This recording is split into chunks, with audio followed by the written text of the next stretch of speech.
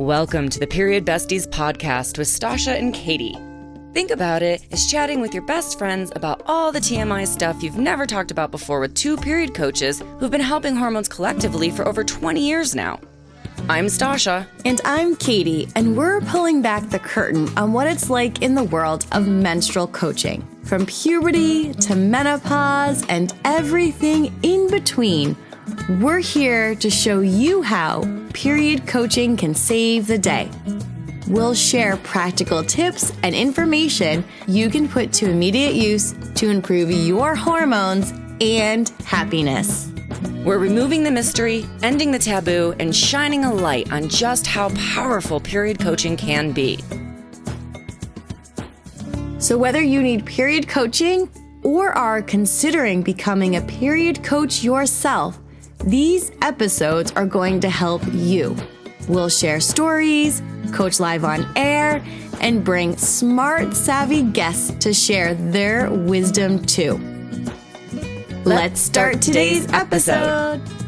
Welcome to the Period Besties podcast. Today, I have the honor of interviewing Katie in honor of Infertility Awareness Month.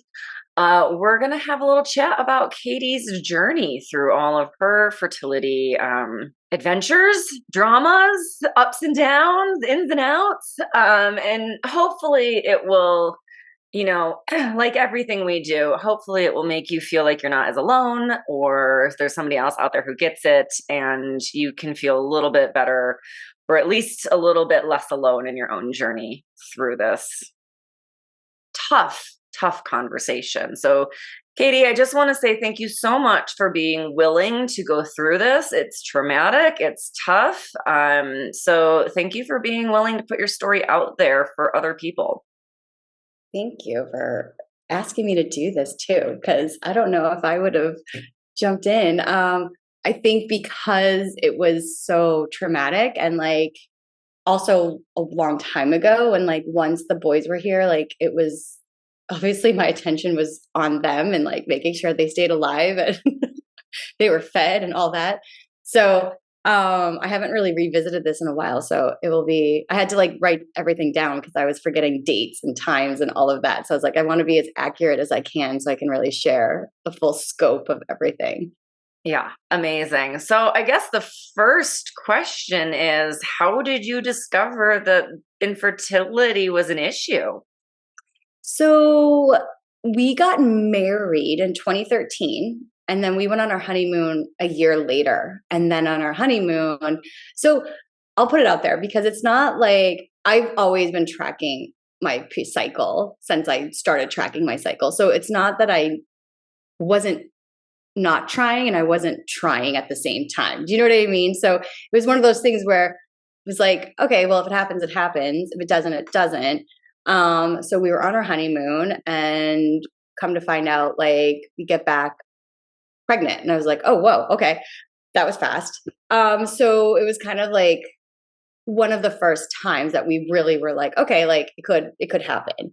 And I remember the last few days of our honeymoon, we were in New Zealand and we were in, oh my goodness, what is that beautiful town on the water? I'm forgetting the name of it. You're kind of all these little towns on the water. I know, southern. Oh my God. It's all right. It will come to me. Mom brain. I'll just blame everything on that now. And we were hiking and I was out of breath and I was so exhausted. I'm what is wrong with me? This is so weird.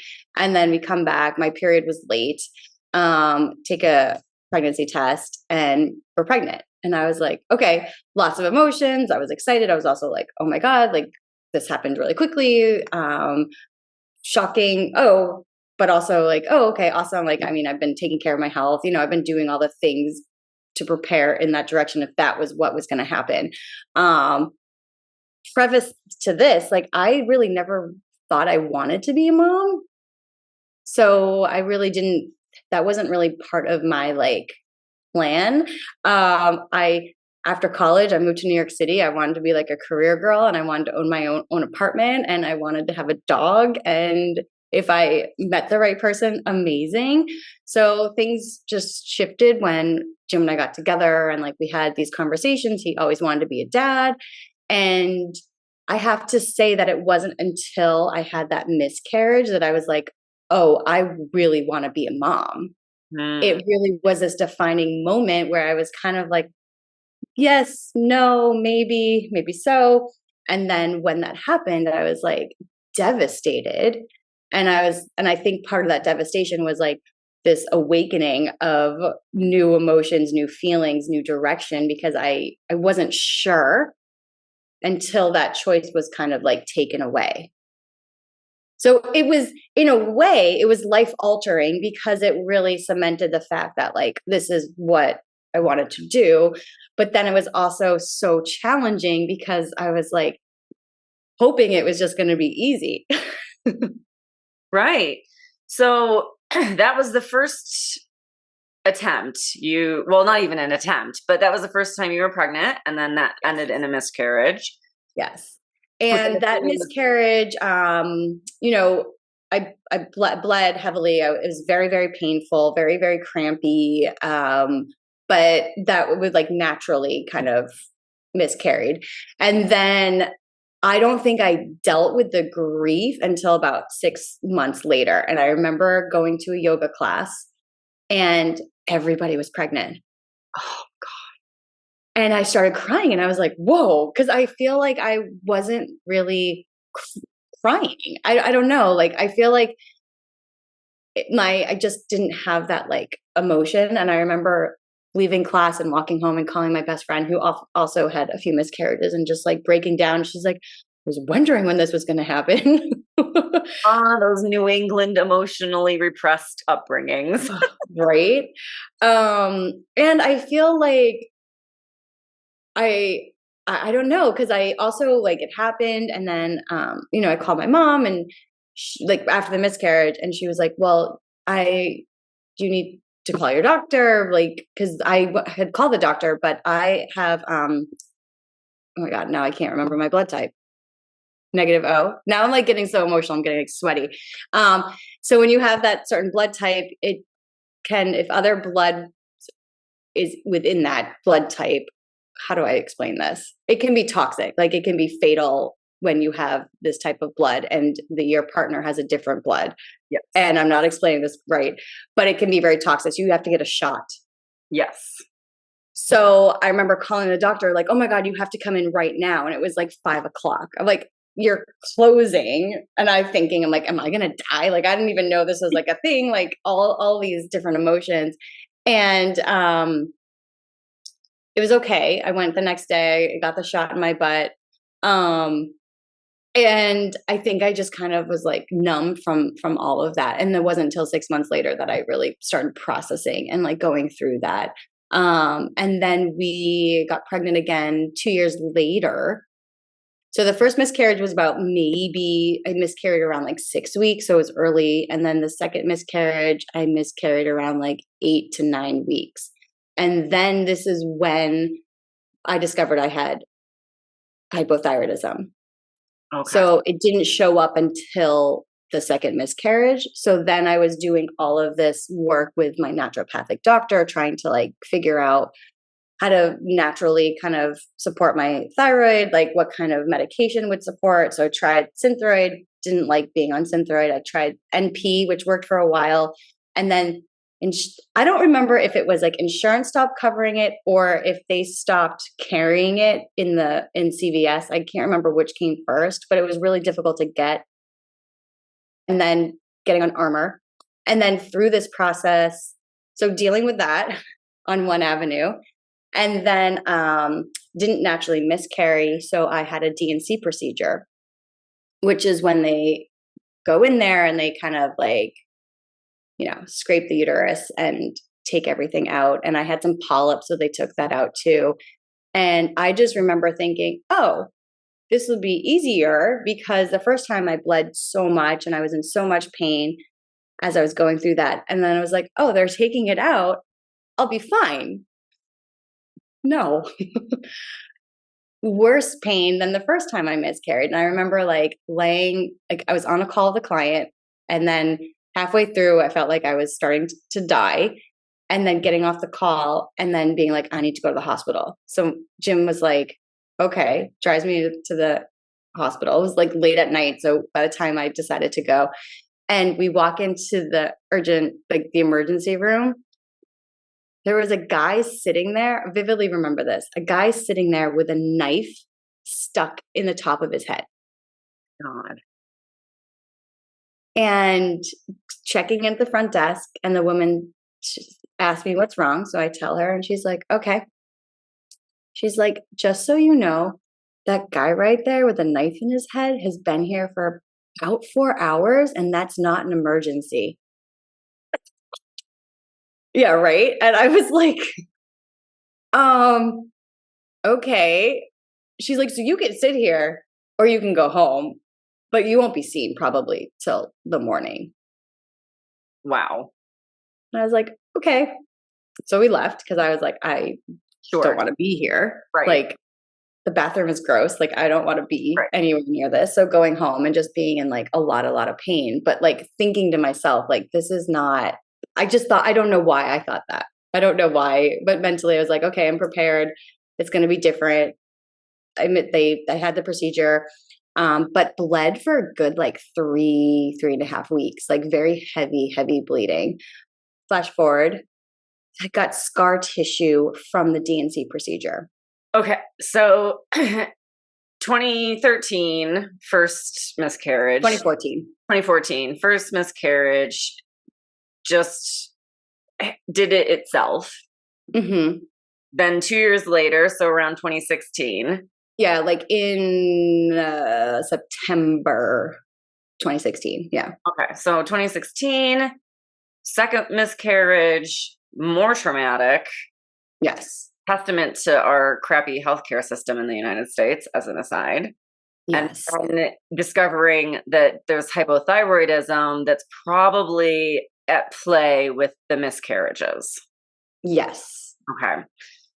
That's the assumption, right? Because, and then the other reason why we did the DNC was to test to see what was going on. It was like chromosome abnormalities, which is like very common. It's the number one reason why miscarriages happen.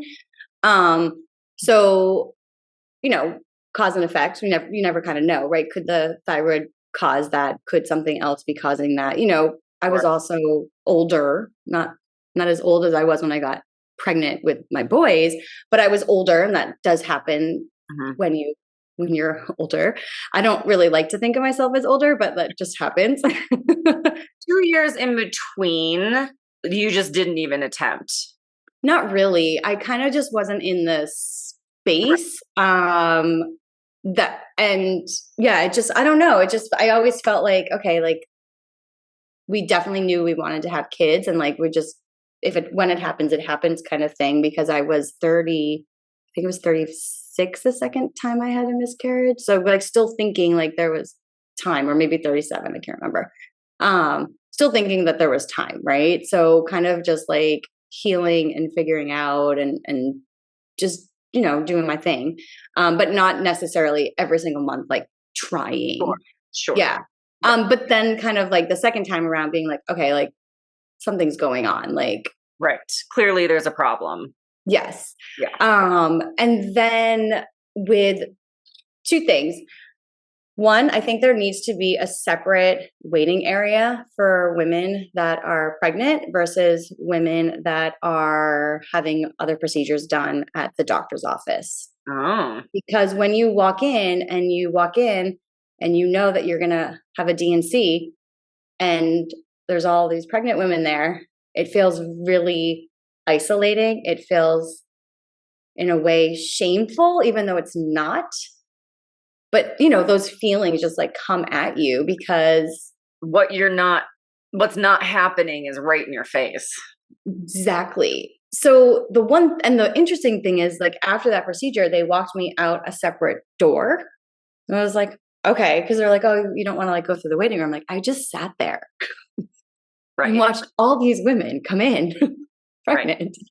So I do think that there should be, I just think it could be a really nice, safe space for people to not have to be in the same room. I think that could be a really important thing for people, or different times of day. I don't know what it could be, but it was hard. I think that was the hardest part about that. And Jim was also out of town for work. So one of my best friends in San Diego, like, drove up and like helped me out, which was amazing. Because it kind of had, timing wise, it kind of had to happen then.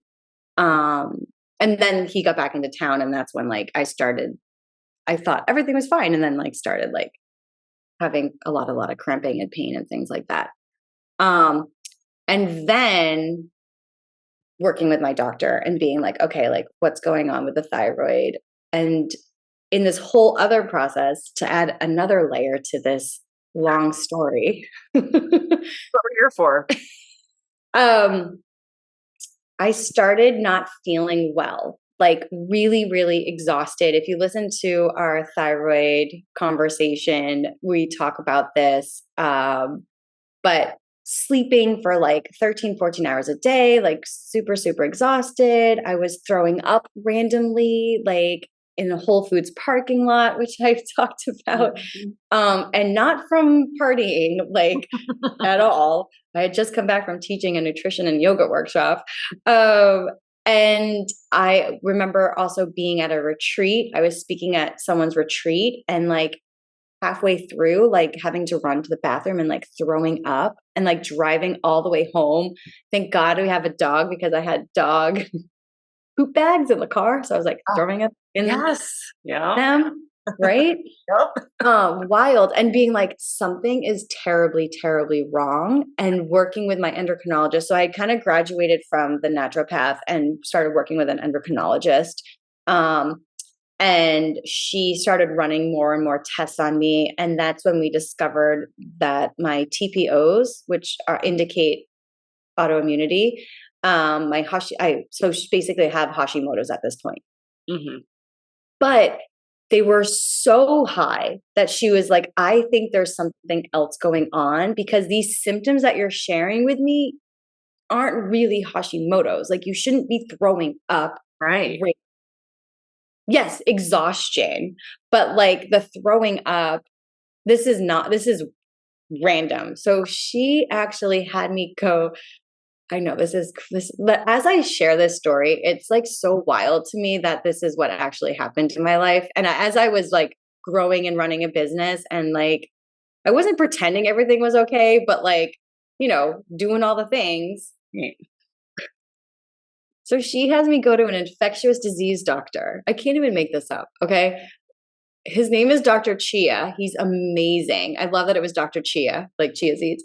If anybody lives in the Los Angeles area and is dealing with some things, like, he's actually incredible. He's an older man. I think he's in his late 70s. He's been doing this his whole life. Like, he's so educated. Sat with me for like 2 hours, was drawing like diagrams, and basically was like, I'm pretty positive you have chronic fatigue syndrome and Epstein-Barr virus. He's like, all of these things. So doing additional blood work, doing all these things. And the only way to get rid of it, the Epstein-Barr, is through herbs. Right. Yeah. So he literally gave me herbs from China. Yeah. Had no idea what they were, started taking them because I was like, it's hard to Google things not in your language, right? Like, oh, for sure. I have another friend with Epstein-Barr, and she had to move, and she was like, I need somebody who can get me my proper herbs in this, like, across the country. So yeah, it's crazy. Yeah. And then during COVID, they stopped all the shipment. So I don't even know. I'm okay now. I don't need them. But like he was saying, like, even if you needed them, I can't get them for you right now. Yeah. Because everything was stuck in the ports back in COVID days. So basically did a regimen with him, and he was basically saying that he was thinking that the Epstein-Barr was kind of attacking the cells in my body, in my uterus and my womb and all of that. So he was like, don't even try until we clear this up and get you healthy. And at the same time, the other reason why the endocrinologist sent me there was because I was having ringing in my left ear. he was saying that he thinks the Epstein-Barr was traveling up, kind of got lodged in my thyroid, and then was causing some of the hearing loss and ringing in my ears, the tendonitis. Fascinating. Yes. So how long did this take from, let's say from... Let me look at my timeline. Yeah. Say like, so 2016. When 2016, and then, and I guess I didn't even say this part yet. Let me go back for a second. I know. It's a long story. I know. That's why I was like, how much time do we have? Yeah. Well, this is what happens. This is real life. Yeah, this is real life. And this is like me being like super proactive and really being an advocate for my health, because I was like, something is wrong. I don't understand. I knew I shouldn't be feeling like that. Like I knew like the Hashimoto's okay, but like all of the other layers on top of it and like the ringing in the ear, like all of it kind of happened at the same time. So I'm like, there's something going on. And then, so after the DNC procedure, it took me a little bit of time to like want to have sex again. And then when I did have sex again, it was extremely painful. And going back to the doctor who did the procedure and telling her and being told that it was because I was like traumatic and it was stressful and that I should drink a glass of wine. Oh, good diagnosis. Excellent. Just drink some wine. Relax. Yep. Amazing. Yeah. Okay. That's not insulting at all. All right. Yeah. Even saying it out loud, it's like mind blowing, right? Like, and being like, okay, like no next steps, like nothing. Right. Like, what am I supposed to do now? Like next steps. So, trying to kind of like just do some things on my own and figure it out. And then like nothing was really kind of like working. And then I was just like super focused on like the Epstein-Barr and getting that resolved. And then once that was resolved, really, I worked with a pelvic floor physical therapist, the first one I ever worked with, and she was okay. Mm-hmm. And she wasn't amazing. And this is what I'll say to everybody, like, don't give up if the first person you reach out to work with doesn't really do much, because every practitioner is different. Like you and I are different, like doctors are different, like everybody is like, you really need to find somebody that's going to do the deep work that is really needed, especially with scar tissue. Yes. Because it's way up there. Yeah. Yeah. And so that kind of left me feeling a little disappointed, a little defeated. But my best friend is a pelvic floor therapist. She's on the pod, Megan Casper, and she unfortunately was in New Hampshire and I was in California. So she couldn't work on me. Right. And she's like, don't give up. Like, let's find someone else. Let's find someone else. And so basically at this point, it's 2018 at this point. Okay. So 2 years after the miscarriage, 2018, I started working with a pelvic floor therapist, not really having any luck, doing some things that Megan had suggested for me, like exercises and things like that. And then Jim, his company, gives every 10 years a sabbatical, which is pretty cool.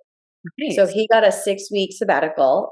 Part of that sabbatical is traveling and volunteering. So you must do something good for humankind when you take time off.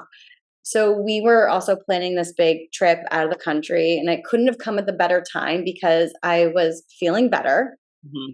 And I also was going to be 40. So this is now 2018. So I was going to be 40 in 2019. So I was like, this is a really good time for both of us to get away and really figure out, like, it's now or never. Yeah. Right. I still needed to work on some of the scar tissue things. And I was thinking and figuring out who I could help me with that, because it was extremely frustrating to not be able to like have sex and like painless sex. Like that sucks. Yeah. and not for anything other than having a miscarriage and having a procedure. You know what I mean? It just felt very like, it felt like very fuck you energy, Yes. you know? Yeah, absolutely. Yeah. So we were kind of at this crossroads of like, what do we want? How are we going to get there? And like, we were given this beautiful gift of just time off.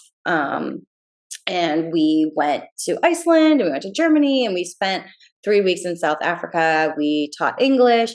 We worked at a water conservation company and really learning about how to conserve water and what to do when all of us are going to need this information. So like now, basically.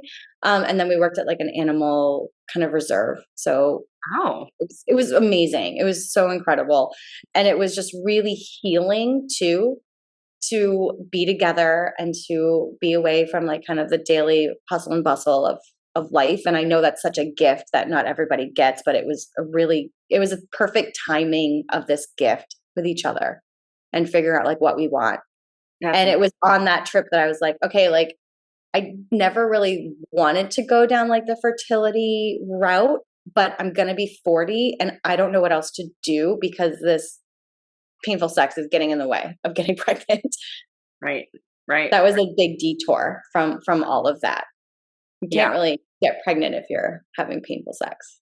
No. And just as an aside for the Americans listening, we're the only country that doesn't get legit vacation. Like Europe gets something like 8 weeks a year of vacation that they don't have to go do anything during. They can just vacation. So Americans listening, I hope you're outraged at our system. Anyway. Well, yeah. And that's the benefit of being an entrepreneur. Right. Right. And like, because if I had a regular job, he gets 6 weeks off. Like no one is going to give me 6 weeks off.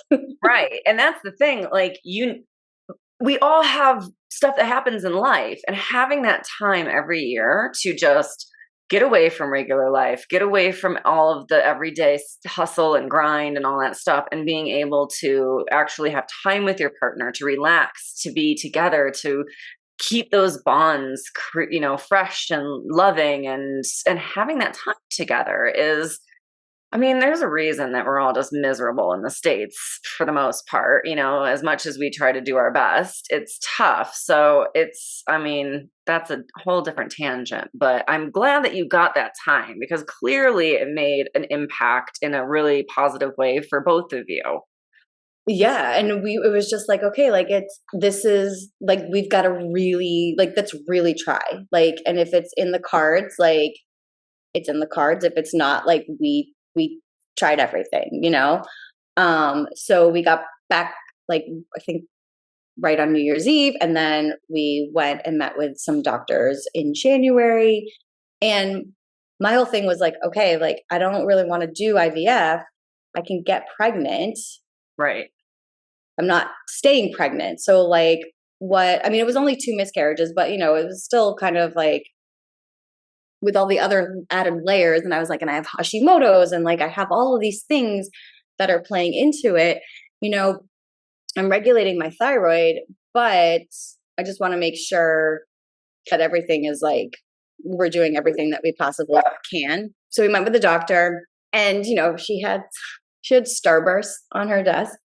And she was like, your age, how many eggs, chances, and like kept taking Starburst away. I was like, oh, okay. It was definitely, I was like, okay, I know I'm going to be 40 in March. I know that I've had some miscarriages, so I know that there's some things going on.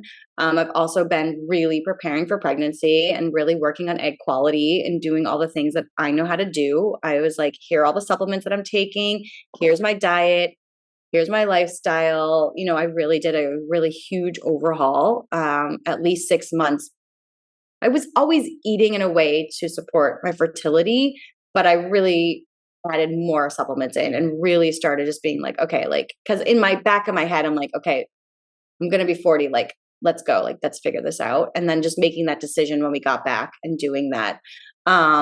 So she was like, yeah, we can do IUIs, which is basically like artificial insemination. Because I was also at the same time telling them about the pain, and they mentioned endo, and I said maybe, but probably not because I've never had, and I know I've heard your stories. I knew what endo felt like, and I was like, I don't think this is endo. But they also wanted me to kind of like investigate that a little bit more too, because I had mentioned the painful sex and everything. And people can have endometriosis with no pain. Yeah, So, true. it can happen where, they oftentimes will find it like during a C-section or something and say, did you realize you have endometriosis? And they're like, no, I've never had any pain. So it can be a weird disease for sure. True. But I just felt like, when someone tells you something and you're like, that just doesn't Yeah. feel Yes, true. absolutely. Yeah. Yeah, Absolutely. because I've had clients that have discovered they have endo during a C-section, but they've always had like painful periods. They just weren't like throwing up on the floor. So they were like, it's just different. But yes, I hear you. Like it can be definitely an invisible disease, but it just didn't feel like. Kudos to the doctor for even like thinking of it, frankly. But Yeah, I know. But I was just like, this doesn't feel true. And like going down that, I was like, I cannot go down like 5 million rabbit holes. No. Like, let's already doing all of stay in the lane. So we did the first IUI and I was just like convinced I was pregnant. I was like, okay, like I've gotten pregnant before. Like this is going to be easy. I'm going to get pregnant the first time. Did not get pregnant. Like was convinced though, like convinced that this was going to happen. Second cycle, we did just another unmedicated IUI because I was really not wanting to do anything medicated. Third cycle, we did medicated IUI with Clomid. And Clomid is intense. It is no joke. I felt like I wanted to like really hurt somebody. What's the purpose of it? It is supposed to, I believe, grow more follicles. Okay. If I'm correct. Yeah. I can't even remember anymore. It's like so bad because I like block, and I talk to my clients about this all the time, but whenever I talk about myself, my brain like freezes. Yeah. That's the trauma. It's like trauma freeze. Like I can't even remember what it is, but if you ask me an hour from now, I'll be able to tell you.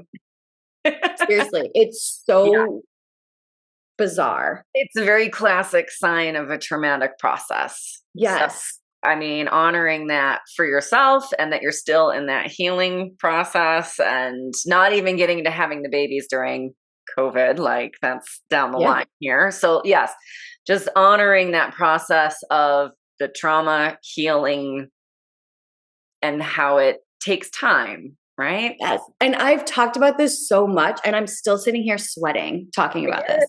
I get it. Same. Yeah. So it's interesting. Cause I talk about this all the time, but it makes you, and not everybody has this reaction. Like rage, like extreme PMS, like rage. Where I was like, Jim, you need to get out of the house. He's like, why? I'm like, because I'm gonna say things that are not nice and I don't mean it. So please leave. I just need to sit here by myself with my dog and like stew. Yeah. And then it didn't work. And then they were like, well, there's another drug you can take that does the same thing that doesn't have the same side effects. And I was like, why wouldn't you give that to me the first time? Right. And they're like, because that, and it, I believe it's letrozole is the second one. And so I was like, okay. But I skipped a cycle after the Clomid because I was feeling very hormonal and I wanted to get any of the excess kind of like hormones like out of my body. And in this time, Megan found this incredible woman who does, I wrote it down, myofascia release. Yes. Internally. Yes. And I started working with her and she found the scar tissue. Amazing. She was able to internally she did a lot of external work, womb work, right? And then did a lot of internal work and she found the scar tissue. and she was able to release the scar tissue. Wow. And I immediately felt a difference. I immediately felt this like release when she was doing it. So I was working with her, had a few sessions, then was like, okay, I think that was what it was. I really think that the scar tissue was blocking all the things that I was doing with the IUI. Sure. And we were about to do this was going to be our last IUI. And then we were thinking like, and then this is the hard thing with fertility. Like once you're in it, you're like in it. Yeah. And there is protocols. And if it doesn't work, you're right back in it. And you can keep going and going and going. And like you feel like this weird, well, I did. I felt this like motivation to like keep going. But then I was like, okay, but also at the same time being like, do I want to do IVF? I always said I did not want to do IVF, but like, I really now want a baby. Like I'm in this. Right. Right. So it's a very like, and I say this to my clients all the time because I'm like, you've got to please give yourself grace and time to regroup. Yeah. There's a bit of it sounds at least a bit of the like sunk cost fallacy as well, where you're like, I've gone this far. Tomorrow could be the day. So I can't stop now, even if your body is just getting thrashed and wrecked and you're an absolute mess. And I think it's a good note to make that you took that time to just stop and regroup and pause and sit. Because I think that, yeah, like you get into it and it's just cycle after cycle after cycle and there's no stopping, there's no pausing, and giving yourself that pause, I'm sure was very hard. Especially just to like say, I'm going to take a pause. I need a moment to regroup, to rethink, to decide what I want to do next. And I just need a pause and a rest from this, when I'm sure every medical person is going, no, go, go, go, go, go. Keep it up. Keep it up. You can't stop now. You can't stop now. And to honor yourself. Yes. I mean, that's huge. That's hard. You should be very proud of yourself for making that decision and treating yourself with respect and taking yourself first as that priority. So, because I remember the last IUI that I did before I took the pause, I remember sitting in the waiting room because this is the hard thing too. Like you have to sit and wait. Sometimes I'd be in that office for hours. So I was like rescheduling clients, rescheduling all these meetings because you have to time it with the cycle. And, it's like you're kind of like in this waiting mode all the time. And I remember being in that room, feeling really stressed about being in that room and being like, I know this won't work because I'm feeling so like stressed right now. Yeah, that makes sense. So I was like, that was kind of the pause. And so I was working with this amazing, incredible woman who unfortunately left LA. She moved back to New York to help out her mom. But she literally changed my life. Yeah. In so many ways. And I also started seeing this, I can't remember what she called herself. She's, I guess, a spiritual healer. It would be the best way to call that, where she did readings. I would go and I would lay on this bed and she would do readings. And every time that I went, she felt like boy energy. Oh. And she's like, there is a baby sitting next to you. I was like, okay. She's like, just waiting. I was like, okay.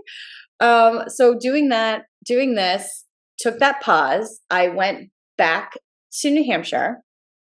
I spent time with a lot of my like really close girlfriends. I did a 40th birthday party with a bunch of my like college roommates and like close friends from high school and post college. And it was amazing. And then Megan took me to her spiritual woman that she's been working with for years. And I did a reading with her. And there's actually this really beautiful photo that I'll post when we share this episode, where I'm sitting in this woman's office and there is a rainbow going across my face. Amazing. Right? And she sent it to me afterwards and was like, this is it. So I recorded the session that I had with her, and I should listen to that again. But she said the same thing. She's like, there is a little boy sitting next to you, Yeah. waiting. I'm going to get emotional. But I remember leaving that and being like, I think everything's going to be okay. Yeah. And then we came back, went back to LA. I had another session with the myofascia lady. And then we had to go to a wedding. We jumped on a plane the next day, flew to a wedding, had sex. It was pain-free for the first time in a long time. It was amazing. So, but did the IUI the day before and then landed the day after and had sex. So like, we don't really know like if it was the IUI or if it was the sex. Like, I have no idea because it was literally within the same time. Well, kind of the only thing that really changed was the myofascial release. Uh-huh. So Yeah. that feels like it's probably the biggest difference. 100%. Yeah. Because nothing else had changed. I mean, I tried the Lethal, whatever it's called, instead. And it was like fine. I felt calm. Did not cause me to like be insane like the Clomid did. But yeah. And then coming back, and then you have to like, the waiting period. And then I remember the morning being like, okay, like my period's going to arrive today, and I took a pregnancy test. Jim was at the gym and he comes home and I was like, I'm pregnant, freaking out. And then I want to kind of go back to that spiritual side because then I started seeing yellow butterflies everywhere.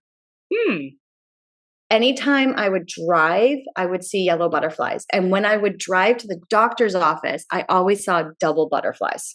Really? Yes.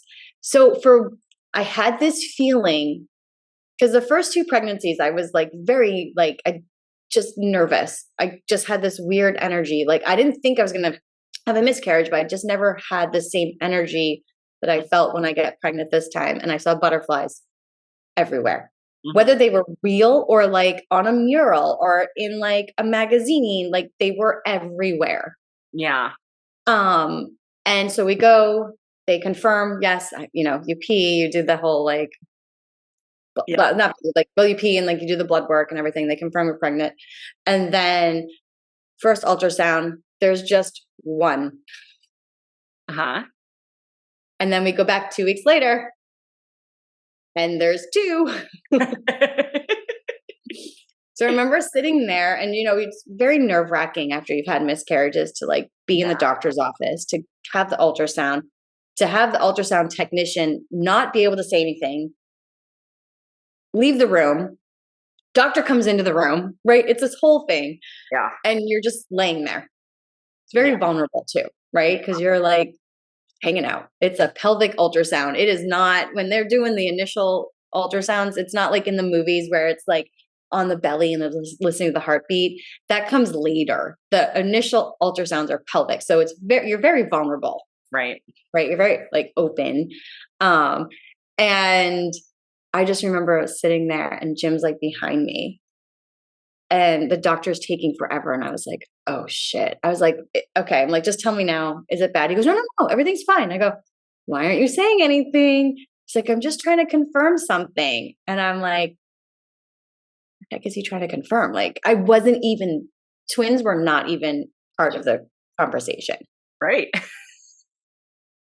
And I know that the older you get, when you ovulate, you can drop 2 eggs. That happens as you get older. So I was like, they would have seen both last week or 2 weeks ago. Right. Like, why? That doesn't make any sense. And he's like, so you're having twins. And I'm 99% sure that they're identical. Right. Because otherwise they'd be fraternal twins. You would have seen them in the beginning. Yeah. Oh my God. And he's like, I just, wanted to make sure before I told you the news. And I was like, and I'll have to ask Jim because I remember being like something like, shut the F up. Like, there's no way. Like, I was like, how am I going to do this? I can't have twins. I thought we were just having one baby.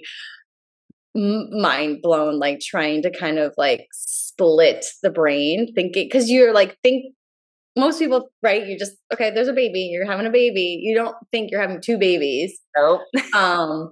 Super shocked, couldn't believe it. And it was also this really strange feeling of calmness came over me because I was like, oh, if there's two, like everything's fine. Right. Like, I don't know. I know things could have happened throughout the whole pregnancy, but for whatever reason, I was like, oh, like I never, from that day forward, I never thought that I was going to have a miscarriage. Like, I was like, okay, like, I just was like, okay, there's two. Like, it's fine. It's good. We're going to go. Amazing. And then being really sick the whole Yeah. time. And I remember because we were in Colorado in August, and one of my really close friends was there, and she was saying we both told each other we were pregnant. And she was feeling great, could eat anything, and I was dying. I was so nauseous. And then coming back from that trip and going to the doctors, and that's when we discovered that we were having twins. And I remember texting them being like, so the reason why I was so sick, and they could not, like, everybody was shocked. Like, I don't think one person I told didn't have their mouth like, Oh yeah. open, like, what? Because people had been along for the journey and we're like, Yeah. what? But it was crazy. And then being like, when you have twins, so they're identical boys. So they shared, they were in two different sacks, but shared the same placenta. Like there's three different types of twins. And so they're always nervous about that one in particular because they, one baby could steal more food and nutrients from the other baby. So like you're constantly monitored to make sure that like they're growing at the same rate. Yeah. Because if they're not, then usually have like maybe an earlier delivery because they'll be able to like grow better out than in. But yeah, throwing up for like 7.5 months, super nauseous. Never got the pregnancy glow ever. Was not a cute pregnant lady. You were fantastic. Well, I saw you a few times in that pregnancy era, and no, you did not eat, but you definitely didn't look like death warmed over or anything. So, oh my God, my boobs and my belly were like connected. Yeah. Because I'm short. I'm only 5'2". Like I'm not tall. So and it was all belly. Yes. So in the back you couldn't even really tell. And I turn around, I'm like, Beach ball. yes. But you know, it was a journey. It was, and like sharing the story and like all the different avenues. And I really think in a weird way, it was like me really being like, this is what I want. Like I'm gonna keep going. And I know that's not for everybody, but I almost felt like once I realized this is what I really wanted, I had come to peace that it might not happen. Mm-hmm. But I was also like, let me just kind of figure all of these things out. I could have done without the Epstein bar. I could have done without all this other crazy things. But I'm not saying I was tested. I don't know what the word is I'm looking for, but it was almost just like, it really, really cemented the fact that like, I really wanted to be a mom and like whatever that looked like, you know? But it was a journey. It was wild.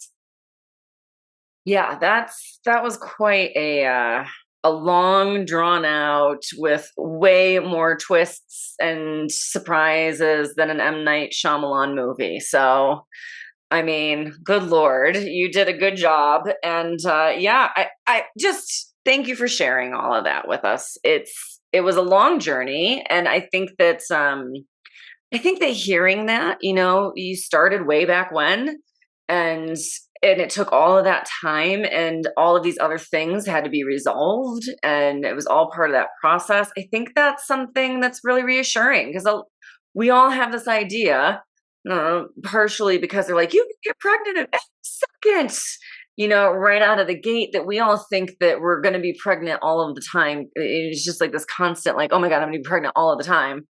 And so then when you can't get pregnant, when it doesn't stick, when you can't get the whatever the reason, but when you can't get pregnant and you want to, you feel like you're a failure. Yeah. there's all of this judgment and shame and embarrassment. And then, like, oh, well, I'll just do it next cycle, next cycle, next cycle. And you're in that mentality, right, basically right from the gate. So I just kind of wanted to point out to anyone listening who might be struggling that it takes time. Give yourself rest and breaks and try other things as well. Maybe a pelvic floor therapist is the person to call next. Maybe a herbalist is the person to call next. Like you kind of just knew and you trusted that intuition and you trusted that little voice in your head going, no, I need to work on this. This isn't right. This needs to be fixed. So if you're listening and something popped up in your little voice in your head, I think listen to it. Yeah. And I will say a few things. Like I did end up finding an incredible pelvic floor physical therapist that I worked with for years and years. And she's a dear friend of mine now. And I also want to say that I was in therapy. Mm-hmm. I was in therapy. I went to therapy and Jim and I did therapy together. So it was also really helpful for healing because I did feel a lot of shame. I felt a lot of like guilt. I felt these things that I think a lot of us put on ourselves, even though it's not true. But that's how we feel. So it is true in a way. Yeah. So I was also working through things as well. So I wasn't just by myself. And I had really awesome friends who unfortunately had gone through miscarriages. And it was helpful to have that support because it's hard to talk to people sometimes that have not had that experience. It doesn't mean that they're not good friends. It's just easier when somebody you can relate to and they understand what you're trying to say, even though you can't say it.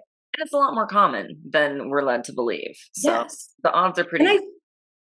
And I think too, like in 2014, people weren't really talking about it the same way they were even in 2018 or 2020 or 2024. Like it's definitely become something that is, I still think it's easy to talk about when it's your experience. It's hard, but more and more people are talking about it. So it is helpful to feel like you're not so alone, where I felt like when I was going through it in 2014, I didn't really talk about that much. And I wasn't really seeing other people talk about it that much either. Yeah. Well, thank you for talking about it today and for sharing and for reliving all of that. I know it's hard. I know I know exactly what you feel right now. So I know it's hard. I know it's tough to go through it, but thank you so much for sharing it and for being an open book, because there's definitely somebody listening right now who feels a little less alone. So thank you for being you and being so generous and big-hearted and loving and, an excellent mom. Yeah. And then we'll have to have a whole other story on. Oh, yeah. This is enough trauma for you for one day. Yeah, birth and postpartum and having babies during COVID. Yeah. Yes. But in a weird way, I almost feel like all of that mentally made me strong enough to be able to do that. I bet. Yeah. I don't doubt that at all. It's it piles up in ways, but well done. Yeah. Both of us have lots of resilience. Yes. Yes. We are resilient people. That's very true. Well, thank you so much for sharing. If anyone listening has questions, comments, wants to share their stories, whatever, as always, email us, pop it in our DMs. We're here to help and we're here to talk things through, especially if you have questions or anything. Please just let us know. And as always, if you want to prepare your body for pregnancy, Katie is an expert at that. In fact, that's what she taught to my period coaching school students as her guest teacher event. So if you are wanting to get pregnant or have tried anywhere on your journey, talk to Katie because she's excellent at helping you prepare your body for pregnancy. So thank you so much, Katie. Thanks to everyone who is listening, and we will see you in the next episode. Bye for now. A big shout out and thank you to our sponsors for today's episode, Period Coaching School and Katie Bressack Wellness. Thanks to you, our favorite bestie, for listening to the Period Besties podcast, where no topic is TMI. And of course, share this episode with your besties. Remember to leave us a 5-star review, nothing less than the best for us besties, and subscribe wherever you listen to podcasts. You can follow us on Instagram at Stasha Washburn and at Katie Bressack, or email us at periodbestiespodcast@gmail.com. Check out more about us at katiebressack.com and periodcoachingschool.com. And of course, check the show notes for free goodies and extras that support this episode. We'll see you on the next episode. Bye for now, besties.